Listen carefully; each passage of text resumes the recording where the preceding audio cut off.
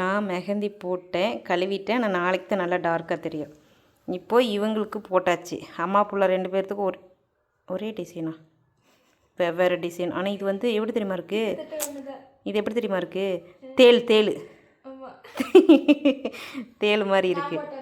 ஓகேங்களா? இப்போ நாங்கள் 2 பேரும் நாளைக்கு ஓட்டு போடுவோம், போஸ்ட்டு போடுவோம், ரீல்ஸ் போடுவோம். அதனால நாங்கள் போட்டுக்கிட்டோம். இப்போது நீங்கள் எதுக்கு போட்டுக்கிறீங்கன்னா தெரிஞ்சுக்கலாம்.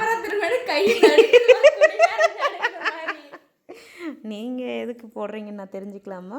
மன திருப்திக்கு நான் போடுறேன்.